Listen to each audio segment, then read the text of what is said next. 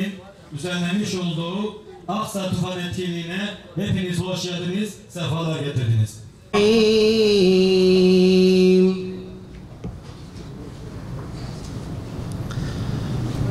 فاذكروني أذكركم واشكروا لي ولا تكفرون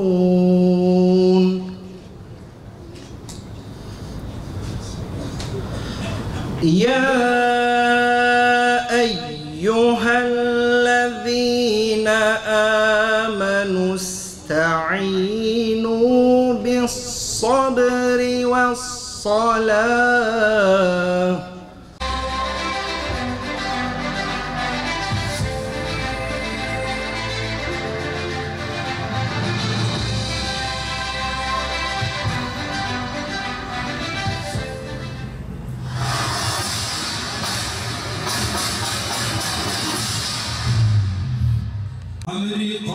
Amerika şeytan mezudi cümleta İslam'a düşmün mezudi Amerika şeytan mezudi cümleta İslam'a düşmün mezudi Deccal devreti ekber şeytan di Deccal devreti ekber şeytan di Millete İslam Rabbin Ferhazin Saman Rabbin Lehem ve zulma kufre Dücmün Amerika bin Gazze'nin yiğit ve yetim evlatları da bugün yeryüzünün tamamına Müslim olsun, gayrimüslim olsun, hepsine İslam'ı en güzel şekilde anlatıyorlar.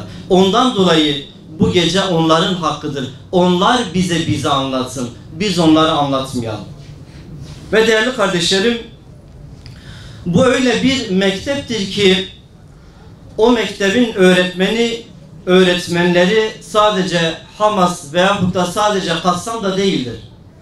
Gazze'nin her bir sakini, her bir ferdi bugün bir muallim olmuş, yeryüzünün tamamına İslam'ı anlatıyor. Çocuklar, gençler, kadınlar, yaşlılar hepsi birer muallimdir ve İslam'ı en güzel şekilde bizlere anlatıyorlar. Onların ciltler dolusu kitapları yok. Ama kitabın tam ortasından konuşuyorlar. Kitabın tam ortasından yaşıyorlar. Onların kalemleri mürekkep akmıyor. Mürekkepten yazılar yazmıyor o kardeşlerimiz. O mektebin mürekkebi şehitlerin mübarek kanlarıdır. O şekilde destanlar yazıyorlar bugün Allah'ın izniyle. Ondan dolayı söz hakkı bugün onlarındır. Onlar konuşsun, biz o mektebin öğretmenlerini dinleyelim. Birinci dersleri şudur, ders programında öncelikle şu vardır, iman dersi veriyorlar bizlere. İman ettim demekle her şeyin bitmediğini, tam aksine her şeyin yeniden başladığını bize gösteriyor bu kardeşlerimiz. İlk ders iman dersidir, iman dersi olmalıdır diyorlar. La ilahe illallah dedikten sonra asıl iş, asıl yol o zaman başlıyor. Allah Azze ve Celle ile yaptığımız sözleşmenin adıdır La ilahe illallah. Dile kolay, hayata zor. Dile basit, hayatta bir ağırlığı ve bir bedeli olan bir sözden bahsediyoruz. La ilahe illallah.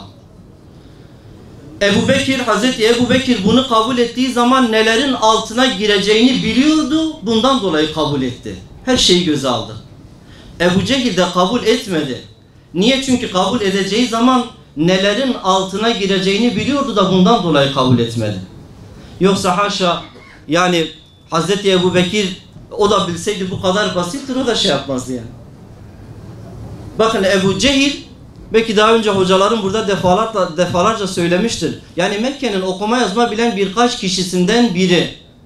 Bugün Urfa'da işte falan kes denildiği zaman akla kim geliyorsa örneğin, o gün Ebu Cehil denildiği zaman akla o geliyordu.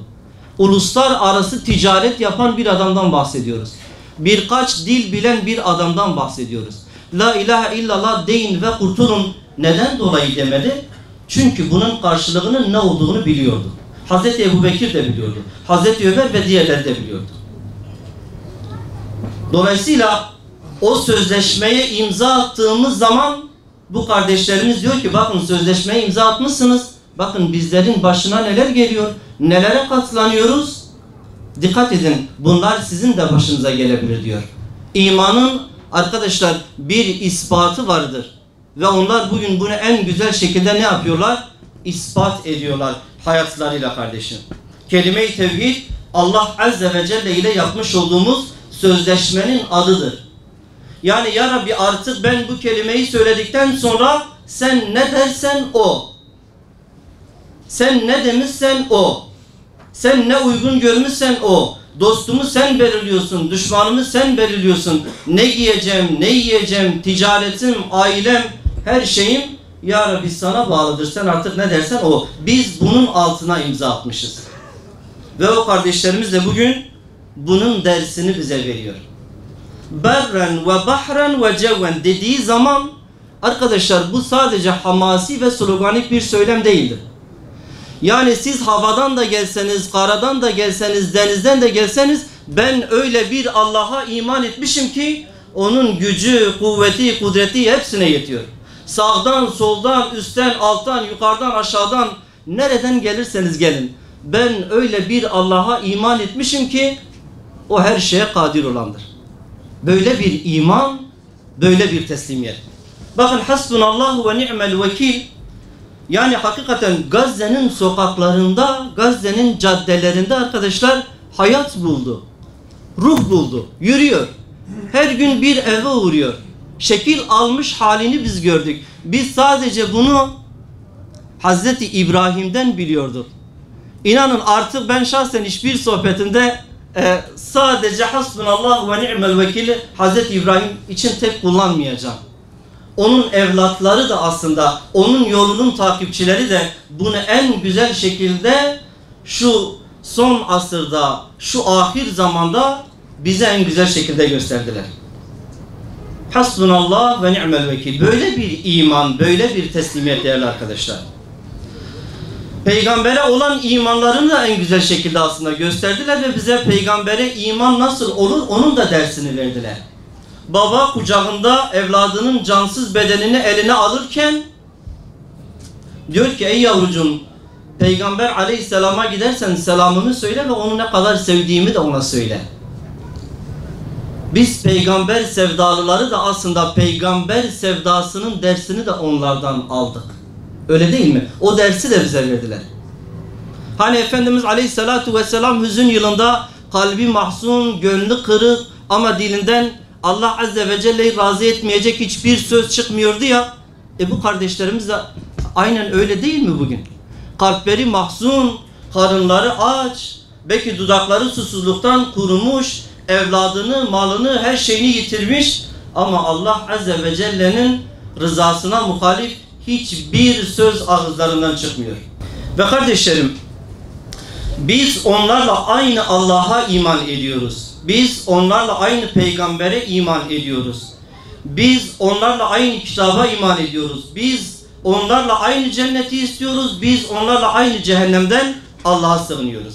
Dolayısıyla onlara bakıp aslında bizim kendimize bir şey anlatmamız lazım. Gazze'yi anlatmamız değil.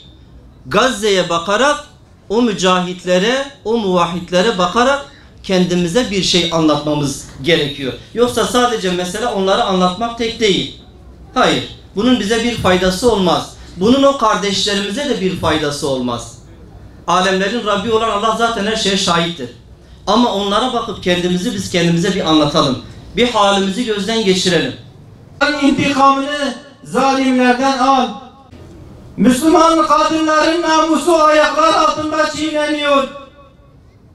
100 güne aşkın bir süredir bütün güçleriyle Siyonistlere karşı savaşan ve geri adım atmayan Filistin halkını açlık ve sefaletle baş başa bırakma Allah'ım.